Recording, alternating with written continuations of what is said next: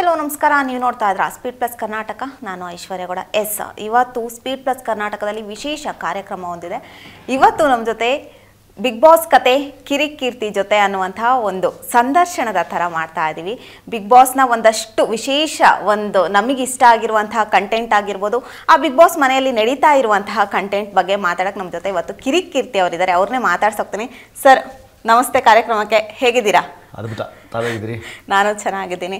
ಮೊದಲನೇದಾಗಿ ಯಾರು ನಿಮ್ಮ ಫೇವ್ರೆಟ್ ಕಂಟೆಸ್ಟೆಂಟ್? ನಮಗೆ ಸೀಸನ್ 4 ಕಿರಿಕೀರ್ತಿ ಅಂತ ಇದ್ರು, ಅವ್ರನ್ನ ಬಿಟ್ಟು ಈ ಸಲ ಸೀಸನ್ 12. ಸೊ ಸುಮಾರು ಜನಕ್ಕೆ ಅನ್ಸಿದೆ, ಅಂದರೆ ನೋಡಿದ ತಕ್ಷಣ ಏನು ಹಿಂಗೆ ತುಂಬಿಟ್ಟಿದ್ದಾರೆ, ಸ್ವಲ್ಪ ಕ್ಲಮ್ಸಿ ಅನಿಸ್ತಾ ಇದೆ, ಇವ್ರು ಯಾರು ಹೌದು, ಖಂಡಿತ. ಬಿಗ್ ಬಾಸ್ ಮನೆ ಒಳಗಡೆ ಹೋಗೋದಿದೆಯಲ್ಲ, ಅದು ಕೆಲವ್ರಿಗೆ ನಾನೂ ಹೋಗಬೇಕು ಅಂತ ಆಸೆ, ಕೆಲವರಿಗೆ ಅವ್ರಿಗೆ ಅವಕಾಶ ಬಂದ್ರೂ ಅವ್ರು ಹೋಗಕ್ಕೆ ಇಷ್ಟಪಡಲ್ಲ. ಯಾಕಂತಂದರೆ ಬಿಗ್ ಬಾಸ್ ಮನೆಯೊಳಗೆ ಹೋಗೋದಿದೆಯಲ್ಲ, ಅದೊಂದು 60-70 ಕ್ಯಾಮ್ರಾಗಳ ಎದುರುಗಡೆ, ಹೇ ಗುರು ನಾನು ಇರೋದು ಹಿಂಗೆ, ನನ್ನನ್ನು ತೋರಿಸು, ಜಗತ್ತಿಗೆ ನನ್ನ ಮುಖ ನಾನು ಪರಿಚಯ ಮಾಡಿಸ್ತೀನಿ ಅಂತ ಧೈರ್ಯವಾಗಿ ಹೋಗೋದಿದೆಯಲ್ಲ, ಅದು ಎಲ್ರಿಗೂ ಸಾಧ್ಯ ಇಲ್ಲ. ಆಮೇಲೆ ಬಿಗ್ ಬಾಸ್ ಮನೆ ಎದುರುಗಡೆ ಕೂತ್ಕೊಂಡು ನಾನು ಸ್ಟ್ರೈಕ್ ಮಾಡ್ತೀನಿ, ಬಿಗ್ ಬಾಸ್ಗೆ ಹೋಗ್ಬೇಕು ಅಂತ ಪಾದಯಾತ್ರೆ ಹೋಗ್ತೀನಿ ಅಂತೆಲ್ಲ ಬಿಗ್ ಬಾಸ್ಗೆ ಹೋಗೋಕ್ಕಾಗಲ್ಲ. ಬಿಗ್ ಬಾಸ್ಗೆ ಏನು ಬೇಕು? ಕಾಂಟೆಂಟ್ ಕೊಡೋರು ಬೇಕು. ಯಾವ ಥರ ಕಾಂಟೆಂಟು? ಬಿಗ್ ಬಾಸ್ ಅಂದ್ರೆ ಏನು ಗೊತ್ತಾ, ಅದು ಎಲ್ಲ ಜಾನರು ಒಂದು ಸಿನಿಮಾ ಥರ. ಅಲ್ಲೊಬ್ಬ ಕಾಮಿಡಿಯನ್ ಬೇಕು, ಅಲ್ಲೊಬ್ಬ ಫೈಟರ್ ಬೇಕು, ಅಲ್ಲೊಬ್ಬ ವಿಲನ್ ಬೇಕು, ಅಲ್ಲೊಬ್ಬ ಹೀರೋ ಬೇಕು, ಅಲ್ಲೊಬ್ಬ ಹೀರೋಯಿನ್ ಬೇಕು, ಅಲ್ಲೊಂದು ಗ್ಲಾಮರ್ ಹುಡುಗಿ ಬೇಕು, ಜಗಳ ಆಡೋನೊಬ್ಬ ಬೇಕು. ಅಂದರೆ ನೀವು ಹೊರಗಡೆ ಜಗತ್ತಲ್ಲಿ ಪ್ರತಿದಿನ ಭೇಟಿ ಮಾಡುವಂತಹ ಬೇರೆ ಬೇರೆ ವ್ಯಕ್ತಿತ್ವಗಳೇನಿದಾವಲ್ಲ, ಅವೆಲ್ಲ ಒಂದೇ ಮನೇಲಿ ಇರ್ತಾವಷ್ಟೇ. ಆ ವ್ಯಕ್ತಿತ್ವಗಳಲ್ಲಿ ಯಾವ ವ್ಯಕ್ತಿತ್ವ ಕೊನೆ ತನಕ ನಿಂತ್ಕೊಂಡು ಗೆಲ್ಲುತ್ತೆ ಅನ್ನೋದಷ್ಟೇ ಮ್ಯಾಟ್ರ್ ಆಗುತ್ತೆ. ಕೆಲವರು ನಾನು ಕೋಪ ಕಮ್ಮಿ ಮಾಡ್ಕೊಳ್ಳೋಕೆ ಬಿಗ್ ಬಾಸ್ಗೆ ಬಂದಿದ್ದೀನಿ, ನಾನು ತುಂಬ ತಾಳ್ಮೆ ಇದೆ ಅದಕ್ಕೆ ಬಿಗ್ ಬಾಸ್ಗೆ ಬಂದಿದ್ದೀನಿ. ಬಿಗ್ ಬಾಸ್ ಮನೆ ಹಂಗೆ ವರ್ಕ್ ಆಗೋದೇ ಇಲ್ಲ. ಅಲ್ಲಿ ನಿಮ್ಮ ಕೋಪ ಜಾಸ್ತಿ ಮಾಡ್ಸೋಕ್ಕೂ ಇದ್ದಾರೆ, ನಿಮ್ಮ ತಾಳ್ಮೆನ ಕಟ್ಟೆ ಹೊಡೆದು ಹೊರಗಡೆ ಹಾಕ್ಸೋರು ಇದ್ದಾರೆ. ಸೊ ಹಾಗೆ ಈ ಸಲದ ಬಿಗ್ ಬಾಸ್ನಲ್ಲೂ ಸಹಿತ ಎಲ್ಲ ಥರದ ಜಾನರ್ಗಳನ್ನು, ಅಂದರೆ ಮಲ್ಲಮ್ಮನಂತಹ ವೃದ್ಧೆಯಿಂದ ಹಿಡಿದು ರಕ್ಷಿತಾ ಅಂತಹ ಸಣ್ಣ ಹುಡುಗಿ ತನಕ ಎಲ್ಲ ಥರದ ಕ್ಯಾರೆಕ್ಟರ್ಗಳನ್ನ ಒಳಗಡೆ ತುಂಬಿದ್ದಾರೆ. ಅದರಲ್ಲಿ ಹೋರಾಟಗಾರಿದ್ದಾರೆ, ಅಶ್ವಿನಿ ಅವರಿದ್ದಾರೆ, ಸುದಿ, ಕಾಕ್ರೋಚ್ ಸುದಿ ಇದ್ದಾರೆ. ಅಂದರೆ ನಾನು ಹೇಳ್ತಾ ಇರೋದು, ಅಲ್ಲಿ ಕ್ಯಾರೆಕ್ಟರ್ಗಳು ಹೆಂಗೆ ಬಿಲ್ಡ್ ಆಗ್ತಾ ಹೋಗುತ್ತೆ ಅಂದರೆ, ಗ್ಲಾಮರ್ ಒಂದು 4 ಜನ ಚಂದದ ಹುಡುಗಿಯರನ್ನ ಒಳಗಡೆ ಬಿಟ್ಟಿದ್ದಾರೆ, ಸೀರಿಯಲ್ ಹೀರೋಯಿನ್ಗಳು ಅಂತ. ಆಮೇಲೆ ಮಿಸ್ಟರ್ ಇಂಡಿಯಾ ಗೆದ್ದಂತಹ ವ್ಯಕ್ತಿಯನ್ನು ಒಳಗಡೆ ಬಿಟ್ಟಿದ್ದಾರೆ, ಕೆರಬಸಪ್ಪ. ಅಂದರೆ ಎಲ್ಲ ಥರದ ಕ್ಯಾರೆಕ್ಟರ್ಗಳನ್ನು ಒಳಗಡೆ ಹಾಕಿ ಅವ್ರನ್ನ ಇವಾಗ ಸುಮ್ಮನೆ ಈಗ ಮಜಾ ನೋಡ್ತಾರೆ. ಈಗ ಸ್ಟಾರ್ಟ್ ಆಗುತ್ತೆ. ಏನಾಗುತ್ತೆ, ಫಸ್ಟ್ ಒಂದು ವಾರ ಏನು ಮಾಡ್ತಾರೆ, ಜಾನರ್ ಸೆಟ್ ಮಾಡ್ತಾರೆ. ಜಾನರ್ ಸೆಟ್ ಮಾಡೋದು ಅಂತಂದರೆ ಯಾರ್ಯಾರು ಯಾವ್ದಕ್ಕೆ ಅಂತ. ಯಾವುದೋ ಒಂದು ಅಳುಮುಂಜಿ ಕ್ಯಾರೆಕ್ಟರ್ ಇದ್ರೆ ಅದು ಬೇರೆ ಏನು ಮಾಡೋದು ಬೇಡ, ಅದ್ರ ಕಂಟೆಂಟ್ ಬರೀ ಅಳುಮುಂಜಿ ಕ್ಯಾರೆಕ್ಟರ್ ಮಾತ್ರ ಬರ್ತಾ ಇರುತ್ತೆ ಸ್ಕ್ರೀನಲ್ಲಿ. ಅದು ಒಂದ್ಸಲಿ ಅಳಕ್ಕೆ ಸ್ಟಾರ್ಟ್ ಆದರೆ ಅದು ಯಾವಾಗ ಅಳುತ್ತೋ ಅದು ಮಾತ್ರ ಬರ್ತಾ ಇರುತ್ತೆ. ಇನ್ನೊಂದು ಯಾವುದೋ ಕ್ಯಾರೆಕ್ಟರ್ನ, ಫಾರ್ ಎಕ್ಸಾಂಪಲ್ ಗಿಲ್ಲಿ ನಟ ಇದ್ದಾನೆ, ಗಿಲ್ಲಿ ನಟ, ಅವನನ್ನ ನೀವು ಅವನ ಕೋಪ, ಅವನ ಅಳೋದು ಅವೆಲ್ಲ ವರ್ಕ್ ಆಗಲ್ಲ. ಅವ್ನು ಕಾಮಿಡಿನೇ ತೋರಿಸ್ಬೇಕು. ಹೌದು, ಅವ್ನ ಕಾಮಿಡಿ ಕಾಂಟೆಂಟ್ಗೆ ಅವ್ನು ಫಿಕ್ಸ್ ಅವನು. ಆಮೇಲೆ ಕೆರಬಸಪ್ಪ ಏನು, ಒಳ್ಳೆ ದೇಹ, ಸಿಕ್ಕಾಪಟ್ಟೆ ಮಾತು. ಸೊ ಅವ್ರು ಹಂಗೆ ತೋರಿಸ್ಬೇಕು. ಈಗ ಅದನ್ನ ಜಾನರ್ ಸೆಟ್ ಮಾಡೋ ಕೆಲಸ ಸ್ಟಾರ್ಟ್ ಮಾಡ್ತಾರೆ ಈಗ. ಬಟ್ ಈ ಹಿಂದೆ ಎಲ್ಲ ಒಂದೊಂದು ಥೀಮಿಂದ ಒಬ್ಬೊಬ್ರನ್ನ ಮಾತ್ರ ಕರೆಸ್ತಾ ಇದ್ರು. ಬಟ್ ಈ ಸರಿ ಕಾಮಿಡಿಯಿಂದ ಇಬ್ರು, ಚಂದ್ರಪ್ರಭಾ ಮತ್ತೆ ಗಿಲ್ಲಿ ಅವ್ರನ್ನ ಕರೆಸಿರುವಂತದ್ದು ಯಾಕೆ ಅಂತ? ಅಲ್ಲಲ್ಲ, ಅದು ಯಾವಾಗ್ಲೂ ವರ್ಕ್ ಆಗೋ ಜಾನರ್, ಯಾವಾಗ್ಲೂ ವರ್ಕ್ ಆಗೋ ಜಾನರ್. ಅಂದ್ರೆ ಯಾರು ಸಾಯಂಕಾಲ 9 ಆದ ತಕ್ಷಣ ಕುತ್ಕೊಂಡು ಟಿವಿ ಎದುರುಗಡೆ ಕುತ್ಕೊಂಡಾಗ ಯಾರ್ದೋ ಕಣ್ಣೀರ್ ಕತೆ, ಯಾರ್ದೋ ಬೇಜಾರ್ ಕತೆ ಯಾರಿಗೆ ಬೇಕಾಗಿಲ್ಲ. ಸಿನಿಮಾನೇ ಸ್ಯಾಡ್ ಸ್ಟೋರಿ ಇದ್ರೆ ಒಳಲ್ಲ ಅಂತಾರೆ ಇವಾಗ. ಅವ್ರಿಗೆಲ್ಲ ಕಾಮಿಡಿ ಬೇಕು, ಫನ್ ಬೇಕು. ಆಮೇಲೆ ಗಿಲ್ಲಿ ಅದೃಷ್ಟ ಹೆಂಗೆ ಅಂದರೆ, ಅವನು ಮೊನ್ನೆ ತನಕ ಝಿಯಲ್ಲಿದ್ದ, ಕರೆಕ್ಟ್ ಬಿಗ್ ಬಾಸ್ ಇನ್ನೊಂದು ಸ್ವಲ್ಪ ದಿನ ಬಾಕಿ ಇದೆ ನನಗೆ ಕಲರ್ಸ್ ಒಳಗಡೆ ಎಂಟ್ರಿ ಆಗಿ ತಪ್ಪಂತ ಅವನಿಗೆ ಹೋಯ್ತು. ಇಲ್ಲ ಅಂತಂದ್ರೆ ನನ್ನ ಪ್ರಕಾರ ಹುಲಿ ಕಾರ್ತಿಕ್ಗೆ ಚಾನ್ಸ್ ಇತ್ತು ಅನ್ಸುತ್ತೆ. ಅವನು ಆ ಕಡೆ ಹೋಗ್ಬಿಟ್ಟ ಝೀಗೆ. ಸೊ ಹಂಗಾಗಿ ಬಿಗ್ ಬಾಸ್ ಮನೆ ಒಳಗಡೆ ಬರೋ ಚಾನ್ಸು ಗಿಲ್ಲಿಗೆ ಸಿಕ್ತು. ಚಂದ್ರಪ್ರಭಾ ಎನಿವೇ ಕಲರ್ಸ್ದು ಕ್ಯಾಟಗರಿ ಅದು. ಅಂಡ್ ಚಂದ್ರಪ್ರಭಾ ಆನ್ ಸ್ಕ್ರೀನ್ ಅಲ್ಲಿ ಡಬಲ್ ಮೀನಿಂಗ್ ಡೈಲಾಗ್ಗಳಿಂದ ಫೇಮಸ್ ಆದವರು. ಸೊ ವಿತೌಟ್ ಸ್ಕ್ರಿಪ್ಟ್ ಚಂದ್ರಪ್ರಭಾ ಏನ್ ಮಾಡಬಹುದು ಮನೆ ಒಳಗಡೆ ಅನ್ನೋದು ಮ್ಯಾಟರ್. ಸೊ ಅದನ್ನ ತೋರಿಸೋ ಪ್ರಯತ್ನದಲ್ಲಿ ಇಟ್ಟಿರ್ಬೋದು. ಯಾಕಂದ್ರೆ ಚಂದ್ರಪ್ರಭಾ ರೀಸೆಂಟ್ಲಿ ಒಂದು 2 ವರ್ಷ ಆಗಿದೆ ಮದುವೆ ಆಗಿ. ಅವ್ರು ಹೆಂಡ್ತಿ ಹೇಳ್ತಾ ಇದ್ರು, ಬಿಟ್ಟಿರೋದು ಕಷ್ಟ, ಹಂಗೆ ಅಂತ. ಆ ಎಮೋಷನ್ಸ್ ಒಂದಿರುತ್ತಲ್ಲ, ಅದನ್ನು ಕ್ಯಾರಿ ಮಾಡೋ ಸಲುವಾಗಿ ಕಳಿಸಿರ್ಬೋದು. ಸೊ ಮೈ ಹೋಪ್ಸ್ ಜಾಸ್ತಿ ಕಾಕ್ರೋಚ್ ಮೇಲಿದೆ, ಗಿಲ್ಲಿ ನಟನ ಮೇಲಿದೆ, ಆಮೇಲೆ ಮಲ್ಲಮ್ಮನ ಮೇಲಿದೆ. ಮಲ್ಲಮ್ಮ ತನ್ನ ಆ ಕ್ಯೂಟ್ನೆಸ್ ಇದೆಯಲ್ಲ, ಆ ಮುಗ್ಧತೆ, ಆ ಕ್ಯೂಟ್ನೆಸ್ ಅಲ್ಲೇ ನನ್ನ ಪ್ರಕಾರ ಕ್ಯಾರಿ ಮಾಡ್ಬಿಡ್ತಾರೆ ಶೋನ ಅಂತ ನನಗೆ ಅನ್ಸುತ್ತೆ, as I feel. But Mallamma innocent card ಏನಾದ್ರು ಪ್ಲೇ ಮಾಡ್ತಾ ಇದಾರೆ ಅಂತ ಒಂದಷ್ಟು ಜನ. ಐ ನೋ ಹರ್ ಪರ್ಸನಲಿ ಗೊತ್ತು ಮಲ್ಲಮ್ಮ. ಸೊ ಹಂಗಲ್ಲ, ಮಲ್ಲಮ್ಮ ಇರೋದೇ ಹಂಗೆ. ಮಲ್ಲಮ್ಮ ಇರೋದೇ ಹಂಗೆ. ಮಲ್ಲಮ್ಮಂಗೆ ಅಂದರೆ ಈಗ ಅವರಿಗೆ ಹೆಚ್ಚು ಕಮ್ಮಿ ಸುದೀಪನಿಗೆ ನೋಡಿದ್ರೆ ಹೇಳಿದ್ರೆ ಸುದೀಪ್ ಸರ್ ನೋಡ್ಬಿಟ್ಟು ಹುಚ್ಚ ನೋಡಿದ್ದೀನಿ, ಕಾಶಿ ನೋಡಿದ್ದೀನಿ, ಅದು ಬಿಟ್ಟರೆ ಗೊತ್ತಿಲ್ಲ ಸುದೀಪ್ ಸರ್ ಏನು ಅಂತೇಳಿ. ಅದಕ್ಕೆ ಸುದೀಪ್ ಸರ್ ಹೇಳಿದ್ದು ನನ್ನನ್ನೊಂದು ವೀಕೆಂಡಲ್ಲಿ ಹಾಕೋಬಿಡ್ರಿ ಅಂತ, ನನ್ನ ಬಿಟ್ಬಿಡ್ರಿ ಅಂತ. ಸೊ ಆ ಮುಗ್ಧತೆ ಇದೆ. ಆ ಮುಗ್ಧತೆ ಇರೋದಕ್ಕೇನೆ ಇವತ್ತು ಅಲ್ಲಿ ತನಕ ಬಂದು ನಿಂತ್ಕೊಳ್ಳೋಕೆ ಸಾಧ್ಯ ಆಗಿದೆ. ಅವ್ರ ಪ್ರೀವಿಯಸ್ ವೀಡಿಯೋಗಳನ್ನೆಲ್ಲ ನೋಡ್ತಿದ್ರೆ ಯಾರೋ ಒಂದು ಏನೋ ಡ್ರೆಸ್ ಹಾಕೊಂಡಿರೋದನ್ನ ಅವ್ರಿಗೆ ತೋರಿಸಿದ್ರೆ ಅದ್ರ ಬಗ್ಗೆ ಅವ್ರ ಒಪಿನಿಯನ್ ಹೇಳ್ತಾರೆ. ಇನ್ಯಾವುದೋ ಜನ ಏನೋ ಕಿತ್ತಾಡ್ತಿರೋದು ಯಾವುದೋ ಒಂದು ವಿಡಿಯೋ ತೋರಿಸಿದ್ರೆ ಅದ್ರ ಮೇಲೆ ಇವರೊಂದು ಕಮೆಂಟ್ ಹೊಡಿತಾರೆ. ಆ ಇನ್ನೋಸೆನ್ಸೇ ಅವ್ರನ್ನ ಬಿಗ್ ಬಾಸ್ ಮನೆ ತನಕ ಕರ್ಕೊಂಬಂದಿದೆ. ಆ್ಯಂಡ್ ಮೋರೋ ನನಗೆ ಟಾಸ್ಕ್ ಗೀಸ್ಗೆಲ್ಲ ಸ್ವಲ್ಪ ಕಷ್ಟ ಆಗ್ಬೋದು ಅವರಿಗೆ, ಅಂದರೆ ಅವ್ರನ್ನ ಗಮನದಲ್ಲಿ ಇಟ್ಕೊಂಡು ಮಾಡಿಸೋದಾದ್ರೆ ಟಾಸ್ಕ್ ಎಲ್ಲ ಸ್ವಲ್ಪ ಕಷ್ಟ ಆಗ್ಲಿಕ್ಕಿದೆ. ಬಟ್ ಆದರೆ ಹನುಮಂತುಗೆ ಇದ್ದಂತಹ ಇನ್ನೋಸೆನ್ಸ್ನ ಬೆನಿಫಿಟ್ ಇದೆಯಲ್ಲ, ಅದು ಮಲ್ಲಮ್ಮಂಗೆ ವರ್ಕ್ ಆಗ್ಬೋದು ಅಂತ ನನಗನ್ಸುತ್ತೆ. ಓಕೆ, ನಾನು ಯಾಕೆ ಕೇಳಿದೆ ಅಂತ ಅಂದರೆ, ನಿನ್ನೆ ಏನಾಗಿತ್ತು ಅಂದರೆ ಒಂದು ದಿನಸಿ ಟಾಸ್ಕ್ನ ಕೊಟ್ಟಿರ್ತಾರೆ, ಬಟ್ ಅಲ್ಲಿ ಹಾಕಿರೋ ಗೆರೆ ಮೇಲೆ ನಿಲ್ಲಿ ಅಂದಾಗ ಅವರೇ ಕನ್ಫ್ಯೂಸ್ ಆಗಿದ್ರು. ಅದಾದ ನಂತರ ದಿನಸಿ ಎಲ್ಲ ಬಂತು, ಅದಾದಮೇಲೆ ಗಿಲ್ಲಿ ಅವ್ರು ಕೇಳ್ತಾರೆ ಜ್ಯೂಸ್ ಕೊಡಿ ನನಗೆ ಅಂತ ಕೇಳಿದಾಗ ಇಲ್ಲ ನಮ್ಮದು ನಮಗೆ ನಿಮ್ಮದು ನಿಮಗೆ ಅಂತಾರೆ. ಎಲ್ಲೋ ಒಂದು ಕಡೆ ಇನ್ನೋಸೆನ್ಸ್ನ ಯೂಸ್ ಮಾಡ್ಕೋತಾ ಇದ್ದಾರೆ ಅನ್ನುವಂಥದ್ದು ಕೂಡ ಬರುತ್ತೆ. ಇಲ್ಲ ಅಂದರೆ instruction from the big boss, instruction from the house ಎರಡು ಬೇರೆ ಬೇರೆ. ಆ ಮನೆಯೊಳಗಡೆ ಸಮಸ್ಯೆ ಏನು ಅಂತಂದ್ರೆ, ಆ ಬಿಗ್ ಬಾಸ್ ವಾಯ್ಸ್ ಬರುತ್ತಲ್ಲ, ಅದು ನಿಮ್ಮನ್ನು ಕನ್ಫ್ಯೂಸ್ ಮಾಡುತ್ತೆ. ಬಿಗ್ ಬಾಸ್ ಅಂದ ತಕ್ಷಣ ಯಾರು ಎಲ್ಲಿದ್ರು ಅವ್ರಿಗೆ ಒಂದ್ಸಲಿ ಕನ್ಫ್ಯೂಸ್ ಆಗ್ತಾರೆ.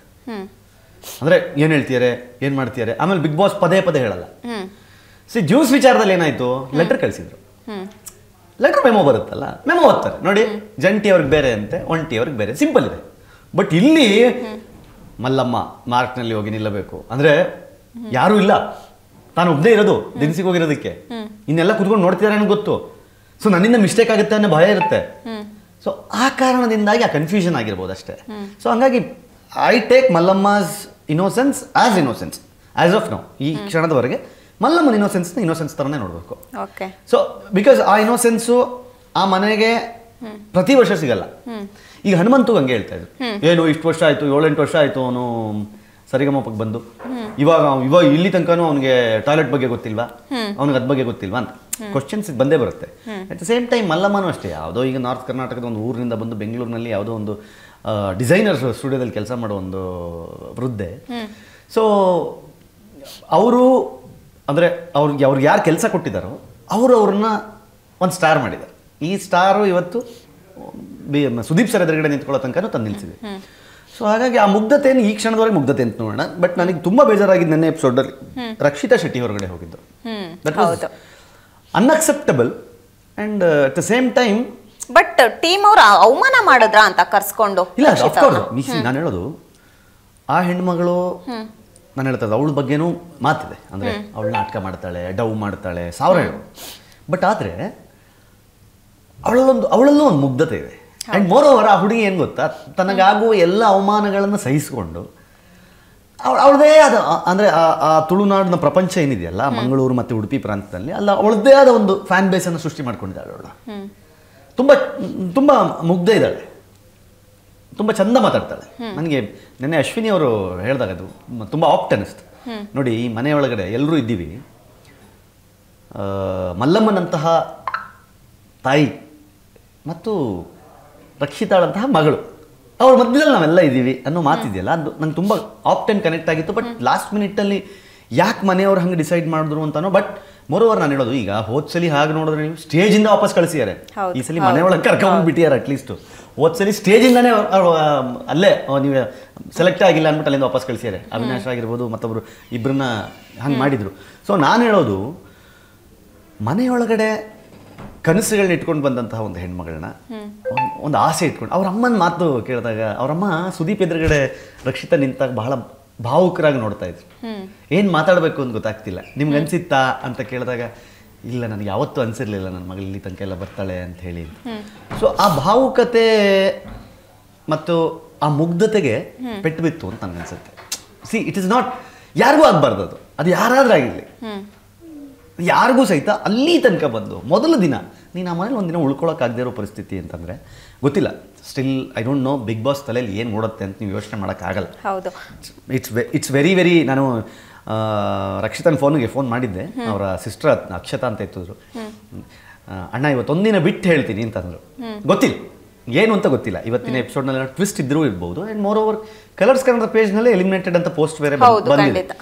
ಸೊ ಹಾಗಾಗಿ ಗೊತ್ತಿಲ್ಲ ವೈಲ್ಡ್ ಕಾರ್ಡ್ ಪ್ಲಾನ್ಸೋ ಅಥವಾ ಮನೆಯವ್ರಿಗೆ ಏನೋ ಟ್ವಿಸ್ಟ್. ಈ ಹಿಂದೆ ಕೂಡ ತೆಲುಗು ಇದ್ರಲ್ಲೂ ತೆಲುಗು ಬಿಗ್ ಬಾಸ್ ಅಲ್ಲಿ ಆಗಿತ್ತು. ಸಂಚನಾ ಅನ್ವರ್ ಅವರು ಆಚೆ ಹೋದಾಗ ಮತ್ತೆ ಹೌದೌದು ಆಗ್ಬೋದು. ನಾನು ಅದನ್ನ ಹೇಳ್ತಾ ಇರೋದು. ಈಗ ನಮ್ಮ ಸೀಸನಲ್ಲೂ ಸಹಿತ ಹೊರಗಡೆ ಹೋದವ್ರು ಮತ್ತೆ ಒಳಗಡೆ ಬಂದಿದ್ದಿದೆ. ಬಟ್ ನಾನು ಹೇಳ್ತಾ ಇರೋದು ದಿಸ್ ವಾಸ್ ನಾಟ್ ಎಲಿಮಿನೇಷನ್ ಅಲ್ಲ ಇದು. ಇದು ಈಗ 6 ಜನ ನಿರ್ಧಾರ ಅಷ್ಟೇ. 6 ಜನ ಡಿಸೈಡ್ ಮಾಡ್ಬಿಡ್ತಾರೆ ಯಾರು ಬೇಕು ಯಾರು ಬೇಡ ಅಂತ. ಕೆಲವರಿಗೆ ಅಲ್ಲಿ ತನ್ನ ಫ್ರೆಂಡ್ ಉಳಿಸ್ಕೋಬೇಕು ಅಂತ ಇರ್ಬೋದು.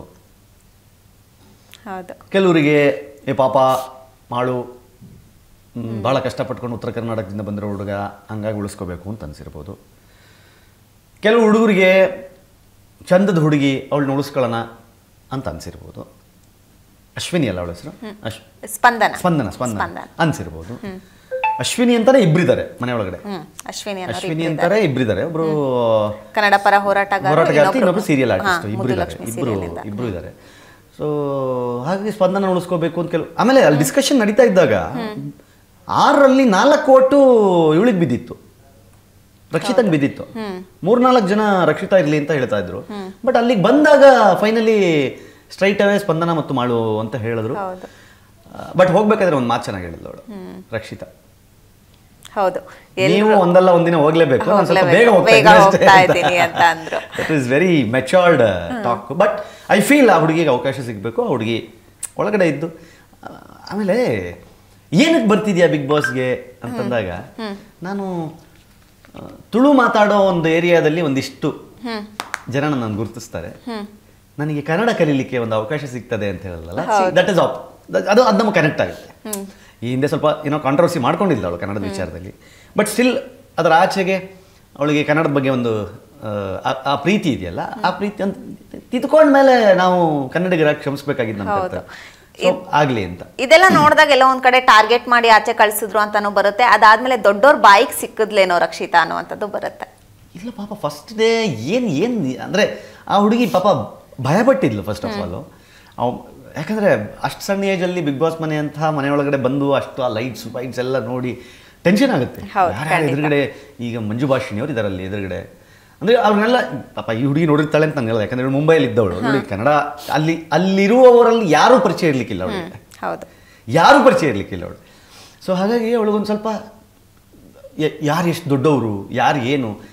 ಈ ರಕ್ಷಿತ ನೋಡಿದಾಗ್ಲೂ ಮಂಜು ಭಾಷಿಣಿ ಮೇಡಮ್ ಕೇಳ್ತಾ ಇದ್ರು, ಯಾರು ನೀನ್, ಯಾರು ಎಲ್ಲಿಂದ ಬಂದೆ, ಮಲ್ಲಮ್ಮನ್ ಕೇಳ್ತಾ ಇದ್ರು, ಯಾರು ನೀವು ಹೇಗೆ ಬಂದ್ರಿ ಮನೆಯೊಳಗೆ ಅಂತ. ಅದ್ರಂತೂ ಮಲ್ಲಮ್ಮನ ಜೊತೆಗೆ ಮಾತಾಡ್ತಾ ಹೇಳ್ತಿದ್ರು, ಹೆಂಗೆ ಬಂದ್ರಿ ನೀವು ಮನೆಯೊಳಗೆ. ಸಾಕಷ್ಟು ಜನಕ್ಕೆ ಪರಿಚಯ ಇಲ್ಲ, ಸೋಷಿಯಲ್ ಮೀಡಿಯಾ ಜಗತ್ತು ಬೇರೆ. ಸೊ ಹಾಗಿರುವಾಗ ಪಾಪ ಆ ಹೆಣ್ಮಗಳಿಗೂ ನೋಡಿದ ತಕ್ಷಣ ಯಾರು ದೊಡ್ಡವರು ಯಾರು ಏನು. ಬಿಗ್ ಬಾಸ್ ಅವಳು ಇಲ್ಲಿ ತನಕ ಹಿಂದಿ ಬಿಗ್ ಬಾಸ್ ನೋಡ್ಕೊ, ಸಲ್ಮಾನ್ ಖಾನ್ ಬಿಗ್ ಬಾಸ್ ನೋಡ್ಕೊಂಡ್ ಬಂದವಳು. ಸೊ ಇಲ್ಲಿ ಈ ಬಿಗ್ ಬಾಸ್ ಮನೆ ಒಳಗಡೆ ಹೆಂಗಿರ್ಬೋದು ಅನ್ನೋ ಒಂದೊಂದು ಸಣ್ಣ ಥಾಟ್ ಅವಳಿಗಿರಲ್ಲ. ಸೊ ಹಾಗಾಗಿ ಬಂದ್ಲು, ಆತಂಕಕ್ಕೀಡಾದ್ಲು. ಬಟ್ ಚಂದ ಮಾತಾಡಿದ್ಲು, ಇರುವಷ್ಟು ಹೊತ್ತು ಚಂದ ಮಾತಾಡಿ ಪಾಪ ಬೆಳಗಿನ ಜಾವ ಮನೆಯಿಂದ ಹೊರಗಡೆ ಕಳಿಸಿದ್ರು. ಎಲಿಮಿನೇಟೆಡ್ ಅಂತ ಬಂದಿದೆ. We don't know as of now ಏನು ಅಂತ. I hope she will come back, ಬರಬೇಕು. ನೋ ಎಲಿಮಿನೇಷನ್ ವೀಕ್ ಆದರೆ ಚೆನ್ನಾಗಿರ್ತೀವಿ ವಾರ. ಅದೇ ಬಿಗ್ ಬಾಸ್ ಸೀಸನ್ 12 ಸ್ಟಾರ್ಟ್ ಆಯ್ತು, ನಿನ್ನೆಯಿಂದಾನೆ ಗೇಮ್ ಸ್ಟಾರ್ಟ್ ಆಯ್ತು. ಯಾರು ಗೇಮ್ ಸ್ಟಾರ್ಟ್ ಮಾಡಿದ್ದಾರೆ ಅನ್ಸ್ತಿದೆ? ಮೊದಲನೇ ವಾರ ಎಲ್ಲರೂ ಸಹಿತ ತನ್ನನ್ನು ತಾನು ಎಷ್ಟು ತೋರಿಸ್ಕೊಳಕ್ ಸಾಧ್ಯ ಅಷ್ಟು ಪ್ರಯತ್ನ ಪಡ್ತಾರೆ. ನಿಜವಾದ ಗೇಮ್ ಸ್ಟಾರ್ಟ್ ಆಗೋದು ಫಸ್ಟ್ ಎಲಿಮಿನೇಷನ್ ಆದ್ಮೇಲೆ. ಒಬ್ರು ಮನೆಯಿಂದ ಹೊರಗಡೆ ಹೋಗ್ತಾರಲ್ಲ ಅವಾಗ ಸ್ಟಾರ್ಟ್ ಆಗತ್ತೆ ಗೇಮ್. ಅಲ್ಲಿ ತನಕ ಏನ್ ಗೊತ್ತಾ, ಈ ಫಸ್ಟ್ ವಾರ ಫುಲ್ಲು ಒಬ್ರನ್ನೊಬ್ರನ್ನ ಮೆಚ್ಚಿಸೋದು, ತಾನು ತುಂಬಾ ಒಳ್ಳೆಯವನು ಅಂತ ಪೋರ್ಟ್ರೇ ಮಾಡ್ಕೊಳ್ಳೋದು. ಯಾರು ತುಂಬಾ ಮುಗ್ಧರು, ಈಗ ಫಾರ್ ಎಕ್ಸಾಂಪಲ್ ಮಲ್ಲಮ್ಮ, ಅವ್ರ ಜೊತೆಲಿ ತುಂಬಾ ಜಾಸ್ತಿ ಹೊತ್ತು ಕಳೆಯೋದು. ಅದು ಆಕ್ಚುಲಿ ಗೊತ್ತಾಗ್ತಾ ಇದೆ. That's how it works. ಅವರಿಂದ TRP ಬರುತ್ತೆ ಅಂತಾನೂ ಕೂಡ ನಿಮ್ಗೆ ಗೊತ್ತಾಗ್ಬಿಡುತ್ತಲ್ಲ. ಈಗ ನಾನು ಒಳ್ಳೆಯವನು ಅಂತ ತೋರಿಸ್ಕೋಬೇಕು ಅಂತಂದ್ರೆ ನಾನು ಯಾರ ಜೊತೆಗಿರ್ಬೇಕು, ಮಲ್ಲಮ್ಮ ಯಾಕೆ, ಮಲ್ಲಮ್ಮನ ಜೊತೆಗಿದ್ರೆ ಕಾಂಟ್ರವರ್ಸಿ ಇಲ್ಲ, ಮಲ್ಲಮ್ಮನ ಜೊತೆಗಿದ್ರೆ ರೂಮರ್ಸ್ ಇಲ್ಲ, ಮಲ್ಲಮ್ಮನಿಗೆ ಗೊತ್ತಿಲ್ಲದಿರೋ ವಿಚಾರಗಳು ಇಡೀ ಮನೆಯಲ್ಲಿ ಎಲ್ರಿಗೂ ಗೊತ್ತಿದೆ. ಸೊ ಹಂಗಾಗಿ ಮಲ್ಲಮ್ಮನ ಜೊತೆಗೆ ಒಂದಿಷ್ಟು, ಈಗ ಹನುಮಂತು ಜೊತೆಲಿ ಇದ್ರೆ ಹೆಂಗೆ ಆ ಥರ. ಸೊ ಅದೇ ಥರದ್ದು ಮಲ್ಲಮ್ಮನ ಜೊತೆಗೆ ಒಂದಿಷ್ಟು ಆಗಬಹುದು. ಆಮೇಲೆ ಈ ಸಮಸ್ಯೆ ಏನು ಅಂತಂದ್ರೆ, ಈಗ ಸ್ಕ್ರಿಪ್ಟಲ್ಲಿ ಆಕ್ಟ್ ಮಾಡ್ತಾ ಇದ್ದವ್ರಿಗೆ ಮನೆ ಒಳಗಡೆ ತುಂಬಾ ಕಷ್ಟ. ನಾವು ಈ ಹಿಂದೆನೂ ನೋಡಿದ್ವಿ, ಸೋಷಿಯಲ್ ಮೀಡಿಯಾದಲ್ಲಿ ಅಥವಾ ಟೆಲಿವಿಷನ್ ಸ್ಕಿಟ್ಗಳಲ್ಲಿ ಬಹಳ ದೊಡ್ಡ ಪರ್ಫಾರ್ಮರ್ ಅಂತ ಅನ್ಸ್ಕೊಂಡವರು ಬಿಗ್ ಬಾಸ್ ಮನೆ ಒಳಗಡೆ ಸಕ್ಸಸ್ ಆಗಕ್ಕಾಗಿಲ್ಲ. ಬಟ್ ನಿಜ ಜೀವನದಲ್ಲಿ ಸ್ಕ್ರಿಪ್ಟ್ ಇರಲ್ಲ ಅಂತ ಅಲ್ಲ ಅದನ್ನೇ ಹೇಳ್ತೇನೆ, ಅದೇ ಆಗಲ್ಲ. ಯಾಕಂದ್ರೆ ನಾವು ಹೊರಗಡೆ ಹೆಂಗ್ ನೋಡಿರ್ತೀವಿ, ಎಂತ ಕಲಾವಿದ ಗುರು, ಎಂತ ಟ್ಯಾಲೆಂಟ್ ಗುರು ಅಂತ. ಬಟ್ ಒಳಗಡೆ ಅದು ಹಂಗೆ ವರ್ಕ್ ಆಗಲ್ಲ. ಸುಮಾರು ಜನ ಅವರು ಡಿಪ್ರೆಸ್ ಆಗ್ಬಿಡೋದು, ಬೇಜಾರಾಗ್ಬಿಡೋದು, ಅಲೋನ್ ಅನ್ಸ್ಬಿಡೋದು, ಹಿಂಗೆಲ್ಲ ಆಗದಿದೆ. ಸೊ ಹಂಗೆ ಕೆಲವರು ಈ ಸಲಿಯೂ ಆಗುವ ಸಾಧ್ಯತೆಗಳಿದೆ. ಅದನ್ನು ತಳ್ಳಿ ಹಾಕುವಂತಿಲ್ಲ. ಕರಿಬಸಪ್ಪ ನನ್ನ ಪ್ರಕಾರ ಒಂದಿಷ್ಟು ಎಂಟರ್ಟೈನ್ ಮಾಡ್ತಾರೆ. ಅಂದರೆ ಪಂಚ್ಗಳು ಅನ್ನೋದಕ್ಕಿಂತ ಅದೊಂಥರ, ಅಂದರೆ ಈಗಿನ ಬೆಳಗ್ಗೆ ಎಲ್ಲೋ ಒಂದು ಟ್ರೋಲ್ ನೋಡ್ತಾ ಇದ್ದೆ, ಒಂದು ಮಾರ್ಕಿಗೆ ಉತ್ತರಿಸಿ ಅಂತಂದರೆ 10 ಮಾರ್ಕ್ಸ್ಗೆ ಆನ್ಸರ್ ಕೊಡ್ತಾರೆ ಇವರು ಅಂತ. But end of the day ನೀವು ಎಷ್ಟೊತ್ತು ಮಾತಾಡಿದ್ರು ಅದು ಎಡಿಟ್ ಆಗೇ ಬರೋದು, ಆವಾಗ ಚಂದನೇ ಕಾಣಿಸೋದು. ಈಗ ನಮ್ಮ ಸೀಸನಲ್ಲಿ ಏನಾಗ್ತಿತ್ತು, ಒಂದು ಟಾಸ್ಕ್ ಕೊಡೋರು ಬಿಗ್ ಬಾಸ್, ಯಾವುದೋ ಒಂದು ವಿಷಯದ ಬಗ್ಗೆ 3 ನಿಮಿಷ ಮಾತಾಡಿ ಅಂತ. ನಮ್ಮ ಪ್ರಥಮ್ ಲಾಸ್ಟ್ ತನಕ ಮಾತಾಡ್ತಿರ್ಲಿಲ್ಲ. ಎಲ್ಲ ನಾವು ಹೋಗಿ 3 ನಿಮಿಷ ಮಾತಾಡ್ಬಿಟ್ಟು ಬಂದ್ರೆ ಪ್ರಥಮ್ ಒಬ್ಬ ಒಂದು 25-30 ನಿಮಿಷ ಮಾತಾಡೋರು. ಎಲ್ಲರದ್ದು ಸೇರ್ಸ ಎಲ್ಲರೂ 25-30 ನಿಮಿಷ ಮಾತಾಡೋರು. ನಾವು ಅಷ್ಟೊತ್ತಿಗೆ ಏನ್ ಮಾಡ್ತಾ ಇದ್ವಿ, ಸುಮ್ಮನಿರ್ಲಾರ್ದೆ ರೇ ಬನ್ರಿ ಸಾಕು, ಇಳಿದಿ ಕೆಳಗೆ ಅಂತೆಲ್ಲ ಹೇಳ್ತಾ ಇದ್ವಿ. ಯಾವಾಗ 25-28 ನಿಮಿಷದಲ್ಲಿ. ಈ ಬಿಗ್ ಬಾಸ್ ಅದನ್ನ ಎಡಿಟ್ ಮಾಡ್ಬೇಕಾದ್ರೆ ನಮ್ದೆಲ್ಲ 3 ನಿಮಿಷ ಆಗ್ತಂಗ ಒಂದು 3 ನಿಮಿಷ ಹಾಕಿರೋದು. ಬಟ್ ಸೆಂಟ್ರಲ್ ನಮ್ ರಿಯಾಕ್ಷನ್ ಜನಕ್ಕೇನು, ನೋಡು ಇವರೆಲ್ಲ ಮಾತಾಡ್ಬೇಕಾದ್ರೆ ಸುಮ್ಮನೆ ಇದ್ರು, ಪ್ರಥಮ ಮಾತಾಡಕ್ ಹೋದಾಗ ಇವ್ರು ತಲೆ ಚುಚ್ಕತ್ತವ್ರೆ, ಇಳಿಯ ಕೆಳಗೆ ಅಂತ ಹೇಳ್ತಾವ್ರೆ ಅಂತ. ಸೊ ಆ ಥರದ್ದೊಂದು ಬೆನಿಫಿಟ್ಟು ಕರಿಬಸಪ್ಪಗೆ ಸಿಗ್ಬೋದು, ಅವ್ರಿಗೆ ವರ್ಕ್ ಆಗ್ಬೋದು ಅದು. ಸೊ ದಾವಣಗೆರೆ ಹುಲಿ ಫುಲ್ ರೆಡಿಯಾಗಿ ಬಂದಿದ್ದಾರೆ. ಗೊತ್ತಿಲ್ಲ ಪಾಪ, ಹೋಗೋಷ್ಟರೊಳಗೆ ದೇಹ ಸಾಕಷ್ಟು ಸಣ್ಣ ಆಗ್ಲಿಕ್ಕಿದೆ ಅವ್ರದ್ದು. ಯಾರೆಲ್ಲ ಪ್ರಿಪೇರ್ ಆಗಿ ಬಂದಿದ್ದಾರೆ? ಇಲ್ಲ, ಬಿಗ್ ಬಾಸ್ಗೆ ಪ್ರಿಪೇರ್ ಆಗಿ ಬರುವುದು ಏನೂ ಇಲ್ಲ. ಯಾರಾದರೂ ಪ್ರಿಪೇರ್ ಆಗಿ ಬಂದರೆ ಅವರು ಸಸ್ಟೈನ್ ಆಗಕ್ಕಾಗಲ್ಲ. ಯಾಕಂದರೆ ಅವ್ರಿಗೆ ಗೊತ್ತಿರುತ್ತೆ ನಾನು ಪ್ರಿಪೇರ್ ಆಗಿರೋದು ಇಷ್ಟಕ್ಕೆ. ಯಾಕಂದ್ರೆ ಬಿಗ್ ಬಾಸ್ ಹೆಂಗೆ ಗೊತ್ತಾ, ನೋಡಿ ಇವಾಗ ನೆನ್ನೆ ಹೇಳ್ತಾ ಇದ್ದೆ, 2 ಥರ ಫೈನಲ್ಲು, 3ನೇ ವಾರದಲ್ಲೇ ಒಂದು ಫೈನಲ್ ಕೊಟ್ಬಿಡ್ತೀವಿ ನಾವು ಅಂತ. ಈ ಸಲ ಟ್ವಿಸ್ಟ್ ಮೇಲೆ ಟ್ವಿಸ್ಟ್ ಇದೆ. ಸೊ ಹಾಗಾಗಿ ಏನು ಪ್ರಿಪೇರ್ ಆಗಿ ಬಂದ್ರು ಬಿಗ್ ಬಾಸ್ಗೆ ಗೊತ್ತು ನಿಮ್ಮ ಪ್ರಿಪರೇಷನ್ ಹೆಂಗೆ ಹಾಳು ಮಾಡಬೇಕು, ನೀನೇನು ಪ್ಲ್ಯಾನ್ ಮಾಡ್ತೀಯ ಅದಕ್ಕೆ ಕತ್ರಿ ಹೆಂಗೆ ಹಾಕಬೇಕು, ಅದೆಲ್ಲ ಅವ್ರಿಗೆ ಗೊತ್ತು. ಆಮೇಲೆ ಬಿಗ್ ಬಾಸಲ್ಲಿ ಆರಂಭದ ವಾರಗಳಲ್ಲಿ ತನ್ನ ಬಯಕೆಗಳು ಬೇಡಿಕೆಗಳನ್ನೆಲ್ಲ ಪ್ರದರ್ಶನ ಮಾಡ್ತಾರಲ್ಲ, ಅದೆಲ್ಲದಕ್ಕೂ ಕೊಕ್ಕೆ ಬೀಳುತ್ತೆ ಫ್ಯೂಚರಲ್ಲಿ.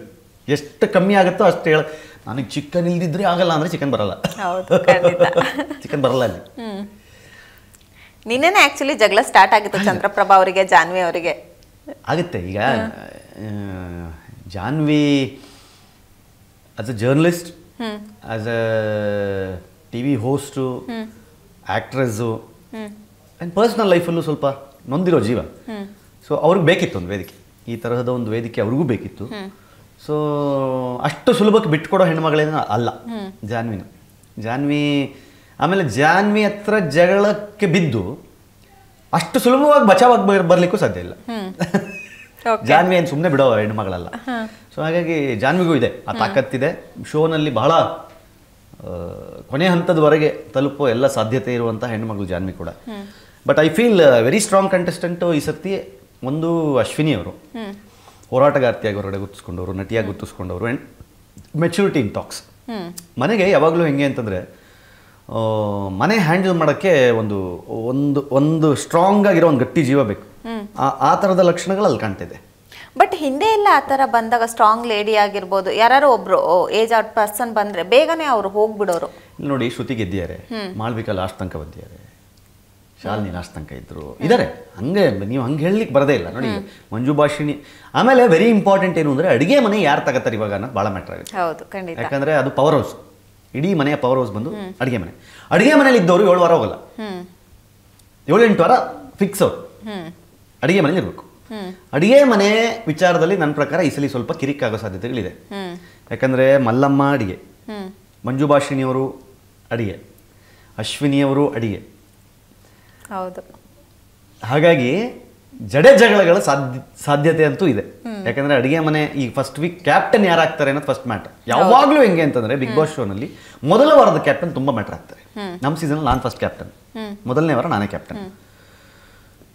ಏನ್ ಪ್ಯಾಟರ್ನ್ ಸೆಟ್ ಮಾಡ್ತೀವಲ್ಲ ಅದು ಇಡೀ ಸೀಸನ್ ಮುಗಿಯೋ ತನಕ ಇರುತ್ತೆ. ಆ ಪ್ಯಾಟರ್ನ್ ಸೆಟ್ ಮಾಡ್ಬೇಕು ಫಸ್ಟ್. ಆ ಪ್ಯಾಟರ್ನ್ನ ಈ ಸಲ ಯಾರು ಕ್ಯಾಪ್ಟನ್ ಆಗಿ ಆ ಪ್ಯಾಟರ್ನ್ ಸೆಟ್ ಮಾಡ್ತಾರೆ ಅನ್ನೋದು ತುಂಬಾ ಮ್ಯಾಟರ್ ಆಗುತ್ತೆ. ಬಟ್ ಕ್ಯಾಪ್ಟನ್ ಅನ್ನಕ್ಕೂ ಬಂದೆ, ಕ್ಯಾಪ್ಟನ್ ಇವಾಗ ಫಸ್ಟ್ ವೀಕ್ ಕ್ಯಾಪ್ಟನ್ ಆಗ್ತಾರೆ, ಬಟ್ ನೆಕ್ಸ್ಟ್ ವೀಕ್ ನಾಮಿನೇಟೆಡ್ ಅದೇ ಕ್ಯಾಪ್ಟನ್ ಆಗಿರ್ತಾರೆ. ಕೋರ್ಸ್ ಆಗ್ತಾರೆ. ನಾಮಿನೇಷನ್ಸ್ ಈಗ ನಮ್ಮ ಸೀಸನ್ ಅಲ್ಲಿ ಪ್ರಥಮ 13 ವಾರ ಏನೋ ನಾಮಿನೇಟ್ ಆಗಿದ್ದು. But is a winner. ಅರ್ಥ ಆಯ್ತಾ? ಕಡಿಮೆ ನಾಮಿನೇಷನ್ ನಾನಾಗಿದ್ದು. ಹಂಗಲ್ಲ, ಬಿಗ್ ಬಾಸ್ ಹಂಗೆ ವರ್ಕ್ ಆಗೋದೇ ಇಲ್ಲ. ನಾಮಿನೇಷನ್ ನೀನು ಎಷ್ಟು ಸಲ ಬೇಕಾದ್ರೆ ಆಗು, ನಾಮಿನೇಟ್. ಆಮೇಲೆ ಒಂದು ಅರ್ಥ ಮಾಡ್ಕೋಬೇಕು ಬಿಗ್ ಬಾಸ್ ಮನೆ ಒಳಗಡೆ ಹೋದವ್ರು ಏನು ಅಂತಂದರೆ, ಒಳಗಿರುವ 18 ಜನಕ್ಕೋಸ್ಕರ ಆಡಬಾರ್ದು, ಹೊರಗಿರುವ 6.5 ಕೋಟಿ ಜನಕ್ಕೋಸ್ಕರ ಆಡಬೇಕು. ನೀನು ಅಲ್ಲಿರೋ 18 ಜನರನ್ನು ಮೆಚ್ಚಿಸ್ತೀನಿ ಅಂತ ಆಡಿದ್ರೆ ನೀನು ಬೇಗ ಹೊರಗಡೆ ಬರ್ತೀಯ. ನೀನು ಅಲ್ಲಿರೋರ್ನೆಲ್ಲ ಸೈಡಲ್ಲಿ ಇಟ್ಟು ಹೊರಗಡೆ ಅವ್ರನ್ನ ನಾನು ಆಡಿಸ್ತೀನಿ ಅಂತ ಹೋದರೆ ಪ್ರಥಮ ಮಾಡಿದ್ದು ಅದೇ ಆಟ. ನೀವು ಮನೆಯವ್ರು ಏನೋ ಅನ್ಕೊಳ್ಳಿ, ಏನೋ ಮಾಡ್ಕೊಳ್ಳಿ, ನಾನು ಹೊರಗಡೆ. ಇದು ನನ್ನ ಗೆಲುವಲ್ಲ, ಕನ್ನಡಿಗರ ಗೆಲುವು ಅಂತೇಳಿ. ಸೊ ಹೊರಗಡೆ ಅವ್ರಿಗೆ ಆಡಬೇಕು. ಆ ಕ್ಯಾಮ್ರಾಗಳು ಹೊರಗಡೆ ಜಗತ್ತಿನ ನಿನ್ನನ್ನು ಉಳಿಸೋದು, ನಿನ್ನನ್ನು ನಾಮಿನೇಟ್ ಮಾಡೋದು ಮನೆಯವರಾದ್ರೂ ಸಹಿತ ನಿನ್ನನ್ನು ಉಳಿಸೋದು ಹೊರಗಡೆ ಅವರು. ಓಕೆ, ಸ್ಟಾರ್ಟಿಂಗ್ ಇಂದಾನೆ ಒಂಟಿ ಜಂಟಿ ಅಂತ ಇಟ್ರು, ಹಿಂದೆ ಸ್ವರ್ಗ ಮತ್ತೆ ನರ್ಕ ಅಂತ ಇತ್ತು. ಇವಾಗ ಒಂಟಿ ಜಂಟಿ ಅಂತ ಇದ್ದಾಗ ಒಂಟಿ ಅವ್ರು ಬಿಟ್ಟಿದ್ದನ್ನ ಜಂಟಿ ಅವ್ರು ತಗೋಬೇಕು, ಯಾಕೆ ಈ ತರ ಅಂತ? ಅದೇ ಈಗ ಪ್ರತಿ ವರ್ಷವೂ ಸಹಿತ ಬೇರೆ ಬೇರೆ ತರದ ಕಾನ್ಸೆಪ್ಟ್ಗಳ ಮೂಲಕ ಬರ್ತಾರೆ. ಹೋದ್ಸಲಿ ಅದಕ್ಕೆ ಸ್ವಲ್ಪ ಇಶ್ಯೂಸ್ ಆಯಿತು ಸ್ವರ್ಗ ನರಕಕ್ಕೆ, ಯಾಕಂದ್ರೆ ಅದು ಹ್ಯುಮ್ಯಾನಿಟಿ ಬಿಯಾಂಡ್ ಹೋಗ್ಬಿಡ್ತು, ಹಂಗೆ ಹಿಂಗೆ ಅಂತೇಳಿ ಸ್ವಲ್ಪ ಸಮಸ್ಯೆ ಆಯಿತು. ಸೊ ಈ ಸಲ ಒಂಟಿ ಜಂಟಿ ಒಂದು ನಿಮಗೆ ಬೇಕಾಗಿರುವಂತಹ ಲವ್ ಸ್ಟೋರಿಗಳು ಹುಟ್ಟೋದು ಜಂಟಿಯಲ್ಲಿ. ಯೂಶಲಿ ಏನು ಮಾಡ್ತಾರೆ ಗೊತ್ತಾ, ಒಂದು ಹುಡುಗಿಗೆ ಒಂದು ಬೊಕೆ ಕಳಿಸ್ತಾರೆ, ಒಂದು ಹುಡುಗನಿಗೆ ಒಂದು ಬೊಕೆ ಕಳಿಸ್ತಾರೆ. ಒಳಗಡೆ ಹೋಗಿ ನಿಮ್ಗೆ ಇಷ್ಟ ಆಗಿದ್ದು ಹುಡುಗಿ ಕೊಡಿ ಅಂತ ಹುಡುಗನ್ಗೆ ಹೇಳ್ತಾರೆ. ಒಳಗಡೆ ಹೋಗಿ ನಿಮ್ಗೆ ಇಷ್ಟ ಆಗಿದ್ದು ಹುಡುಗನ್ ಕೊಡಿ ಅಂತ ಹುಡುಗಿ ಕೊಡ್ತಾರೆ. ಅವ್ರು ಬಂದು ಬೊಕೆ ಎಕ್ಸ್ಚೇಂಜ್ ಮಾಡ್ಕೊಂಡ್ರೆ ಅವ್ರ ಸ್ಟೋರಿ ಬಿಗ್ ಬಾಸ್ ಮುಗಿಯೋ ತನಕ ನಡೀತಾರೆ. ಸೊ ಇಲ್ಲಿ ಈ ಸಲ ಜಂಟಿಯಲ್ಲಿ ನನ್ನ ಪ್ರಕಾರ 2 ಪೇರೇನೋ, ಗಂಡು ಹೆಣ್ಣು 2 ಪೇರಿದೆ. ಅಭಿಷೇಕ್ ಮತ್ತೆ ಅಕ್ಷತಾ, ಆಮೇಲೆ ಗಿಲ್ಲಿ ಮತ್ತೆ ಕಾವ್ಯ. ಸೊ ಅಲ್ಲೇನೋ ಎಕ್ಸ್ಪೆಕ್ಟ್ ಮಾಡ್ತಿರ್ತಾರೆ. ಆಮೇಲೆ ಇನ್ನೊಂದೇನು ಗೊತ್ತಾ, ಇನ್ನು ಮೋರೋವರ್ ಈಗ ಅಮಿತ್ ಮತ್ತೆ ಕರಿಬಸಪ್ಪ ಜೋಡಿ, ಗಿಲ್ಲಿ ಮತ್ತೆ ಡಾಗ್ ಸತೀಶ್ ಅವರು, ಅದೆಲ್ಲ ವೆರಿ ಅಬ್ನಾರ್ಮಲ್ ಕಾಂಬಿನೇಷನ್. ಅದು ಹೌದು, ವೆರಿ ಅಬ್ನಾರ್ಮಲ್ ಕಾಂಬಿನೇಷನ್. ಒಂದಿನ ಚೆನ್ನಾಗಿ ಅನ್ಸುತ್ತೆ, 2 ದಿನ ಚೆನ್ನಾಗಿ ಅನ್ಸುತ್ತೆ, 3ನೇ ದಿನಕ್ಕೆ ಇರಿಟೇಟ್ ಆಗ್ಬಿಡುತ್ತೆ. ಬಿಗ್ ಬಾಸ್ಗೆ ಅದು ಬೇಕು. ಈಗ ಅವ್ರ ಕೈಯಿಂದ ಕಿತ್ಕೋಬೇಕದನ್ನ, ಅರ್ಥ ಆಯ್ತಾ? ರೂಲ್ಸ್ ಬ್ರೇಕ್ ಮಾಡಬೇಕು. ಬಟ್ ನಿನ್ನೆ ಹೆಂಗಾಗಿತ್ತು ಗೊತ್ತಾ, ರೂಲ್ಸ್ ಬ್ರೇಕ್ ಆಗಿತ್ತು. ಹಿಂದೆ ನೀವೆಲ್ಲ ಇರ್ಬೇಕಾದ್ರೆ ಜಂಟಿ ಅಂತ ಮಾಡಿದಾಗ ವಾಶ್ರೂಮಿಗೆ ಕೂಡ ತನ್ನ ಪಾರ್ಟ್ನರ್ ಕರ್ಕೊಂಡು ಹೋಗ್ಬೇಕಿತ್ತು. ಬಟ್ ಅಭಿಷೇಕ್ ಅವರು ಒಬ್ಬರೇ ಹೋಗಿದ್ರು. ಬಟ್ ಬಿಗ್ ಬಾಸ್ ಯಾವುದೇ ರೀತಿ ಎಚ್ಚರಿಕೆ ಕೊಟ್ಟಿಲ್ಲ. ಏನು ಬಿಗ್ ಬಾಸ್ ಪಾರ್ಟ್ನರ್ ಇದ್ದವರು ಬಾತ್ರೂಮ್ ಕರ್ಕೊಂಡು ಹೋಗ್ಬೇಕಾ? ಅಲ್ಲ, ಇವೆನ್ ಬೆಡ್ರೂಮ್ ಇಂದ ಬಾತ್ರೂಮಿಗೆ ಹೋಗ್ಬೇಕಾದ್ರೆ ಒಟ್ಟಿಗೆ ಕರ್ಕೊಂಡು ಹೋಗ್ತಾ ಇದ್ರು. ಬಟ್ ಇವರು ಗೊತ್ತಿಲ್ಲ, ನಿನ್ನೆ ನಾನು ಅದನ್ನ ಅಂದ್ರೆ ಅದನ್ನ ಎಡಿಟೆಡ್ ವರ್ಷನ್ ತೋರಿಸಿದ್ರೆ ಏನೋ ಅಂತ ಗೊತ್ತಿಲ್ಲ.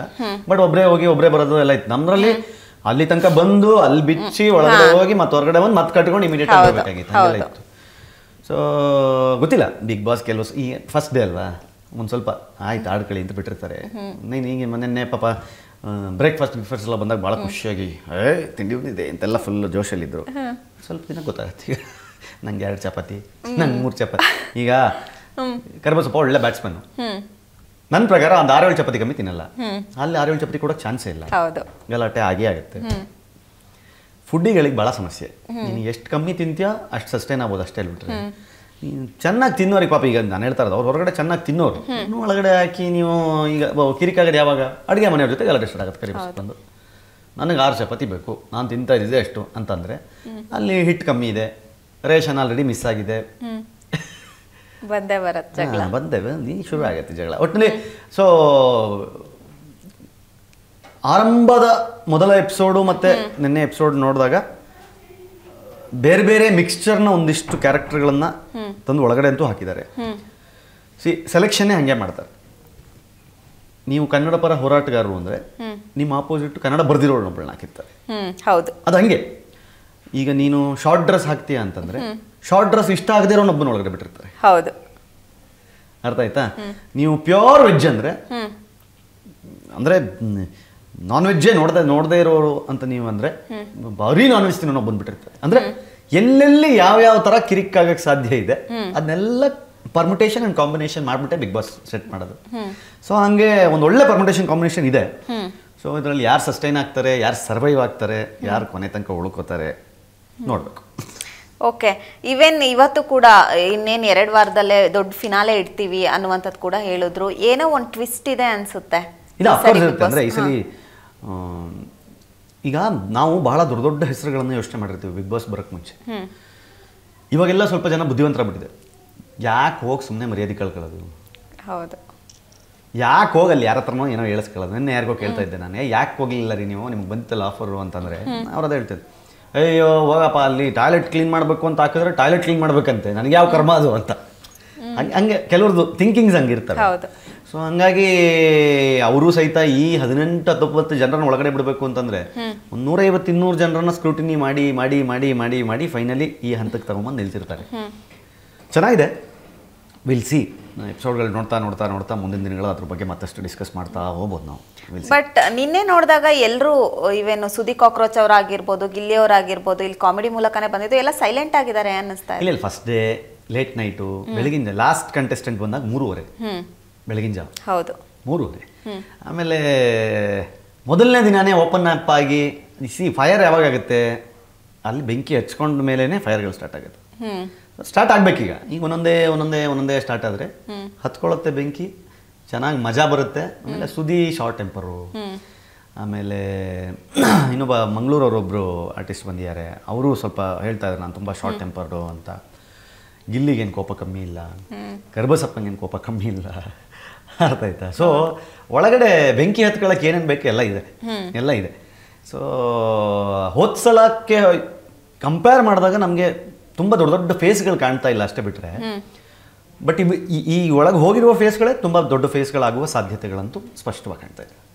ನಿನ್ನೆ ಏನಾಗಿತ್ತು ಅಂದ್ರೆ ರಕ್ಷಿತಾ ಅವ್ರನ್ನ ಆಚೆ ಹಾಕಿದ್ರು, ಬಟ್ ಅಶ್ವಿನಿ ಅವರೇ ಅವಳನ್ನ ನೇಮ್ನ ಮೆನ್ಷನ್ ಮಾಡಿದ್ರು. ಅದಾದ್ಮೇಲೆ ಅವ್ರು ಹೋಗೋ ತನಕನೂ ಕೂಡ ಬರಲಿಲ್ಲ, ಅಲ್ಲೇ ಆಚೆ ಅವ್ರೇನೋ ಬೇಜಾರು ಮಾಡ್ಕೊಂಡು ಹೋಗ್ಬಿಟ್ಲಾ ಫಸ್ಟ್ ಡೇನೆ ಅಂತ ಯಾರಿಗಾದ್ರೂ ಫೀಲ್ ಇರುತ್ತೆ. ಹೋಗಿದ್ದಾಯ್ತು, ಕಳಿಸಿದ್ದಾಯ್ತು. ಹತ್ರ ಏನು ಪ್ರಯೋಜನ ಆಗಲ್ಲ ಈಗ. ಯಾಕಂದರೆ ರಕ್ಷಿತಾ ಹೇಳ್ದಂಗೆ ಎಲ್ಲರೂ ಒಂದಿನ ಹೋಗಲೇಬೇಕು, ಹೊರಡಲೇಬೇಕು ಅಲ್ಲಿಂದ. So it's a part of the game. So ಯಾರು ಕೊನೆ ತನಕ ಉಳ್ಕೋತಾರೋ ಅವ್ರಿಗೆ ಮಾತ್ರ ಜಯ. ಓಕೆ. ಅಭಿಷೇಕ್ ಮತ್ತೆ ರಶಿಕಾ ಎಲ್ಲೋ ಒಂದ್ ಕಡೆ ಪ್ಲಾನ್ ಮಾಡಿ ಗೇಮ್ ಆಡ್ತಾ ಇದಾರೆ ಅನ್ಸುತ್ತೆ. ನಿನ್ನೆ ಹೇಳ್ತಾ ಇದ್ರು ಕಾಮಿಡಿ ಮಾಡಿದ್ರೆ ಇರ್ಬೋದು. ಹಾ ಹೌದು, ಜೋಡಿ ಆಗಿದ್ದಾರೆ, ಮೇಕಪ್ ಗಿಕಪ್ ಎಲ್ಲ ಮಾಡ್ತಾ ಇದ್ರು ಅಂತ. ಆರಂಭದಲ್ಲಿ ಚೆನ್ನಾಗಿರುತ್ತೆ, ಆರಂಭದಲ್ಲಿ ಅವೆಲ್ಲ ಮಜಾ ಕೊಡುತ್ತೆ. ಆಮೇಲೆ ಸಾಕಷ್ಟು ಜನ ಏನ್ ಅನ್ಕೋತಾರೆ, ಲವ್ ಸ್ಟೋರಿ ಹಿಡ್ಕೊಂಡು ಹೋದ್ರೆ ಸಸ್ಟೈನ್ ಆಗ್ತೀವಿ ಲಾಂಗ್ ಟೈಮ್ ಅಂತ. ಅದು ಎಲ್ಲ ಸೀಸನಲ್ಲೂ ವರ್ಕ್ ಆಗಿಲ್ಲ. ನಮ್ಮ ಸೀಸನಲ್ಲಿ ಸ್ವಲ್ಪ ಭುವನ್ ಮತ್ತು ಸಂಜನಾ ವರ್ಕ್ ಆಗಿತ್ತು. ಇನ್ನೊಂದು 2-3 ಸೀಸನಲ್ಲಿ ವರ್ಕ್ ಆಗಿದೆ. ಬಟ್ ಎಲ್ಲ ಸೀಸನಲ್ಲೂ ಅದು ವರ್ಕ್ ಆಗುತ್ತೆ ಅಂತಲ್ಲ. ಆ್ಯಂಡ್ ಮೋರ್ ಓವರ್ ಏನು ಗೊತ್ತಾ, ಇಲ್ಲಿ ಬಿಗ್ ಬಾಸ್ ಮನೆಯಲ್ಲಿ ಗ್ರೂಪು ಜೋಡಿಯಾಗಿ ಆಡೋದು ಅವೆಲ್ಲ ಇಲ್ಲ. ಯಾಕಂದರೆ ಇಬ್ರಿಗೆ ಕೈ ಎತ್ತಲ್ಲ, ಒಬ್ರಿಗೆ ಕೈ ಎತ್ತದು. ನೀನು ಎಷ್ಟೇ ಜೋಡಿಯಾಗಿ ಆಡೋದು ಲಾಸ್ಟ್ ವೀಕ್ ಆದರೂ ನೀನು ನಾಮಿನೇಟ್ ಮಾಡಲೇಬೇಕು. ಲಾಸ್ಟ್ ವೀಕ್ ಆದರೆ ಹೆಸರು ತಗೊಳ್ಳೇಬೇಕು, ನೀನು ಬಂದೇ ಬರುತ್ತೆ ಆ ದಿನ. ಸೊ ಹಾಗಾಗಿ ಪ್ಲ್ಯಾನ್ ಮಾಡಿ ಆಡೋದೆಲ್ಲ ಬಿಗ್ ಬಾಸಲ್ಲಿ ಸುಳ್ಳು. ನಡೆಯುತ್ತೆ. ಒಂದಿಷ್ಟು ದಿನ ಆರಾಮಾಗಿ ಈ ಕ್ಯೂಟ್ ಅನ್ಸಿದ್ರೆ ನಡೆಯುತ್ತೆ. ಅದರಲ್ಲೇ ಫಸ್ಟ್ ಡೇ ನಾವು ಎಲ್ಲರೂ ನಾಟಕ ಮಾಡ್ತಾವ್ರೆ ಅಂತ ಗೊತ್ತಾಗ್ಬಿಟ್ರೆ ಅದೇ ಸ್ಟೇಚರಲ್ಲೇ ಹೋಗ್ತಾ ಇರುತ್ತೆ. ಇದಿಷ್ಟು ನಿನ್ನೆ ಎಪಿಸೋಡ್ನ ಕತೆ, ಬಿಗ್ ಬಾಸ್ ಕತೆ ಕಿರಿಕೀರ್ತಿ ಜೊತೆ. ಇನ್ನಷ್ಟು ಹೆಚ್ಚಿನ ಮಾಹಿತಿಗಾಗಿ ಮಿಸ್ ಮಾಡದೆ ನೋಡ್ತಾ ಇರಿ ಸ್ಪೀಡ್ ಪ್ಲಸ್ ಕರ್ನಾಟಕ. ನಮಸ್ತೆ.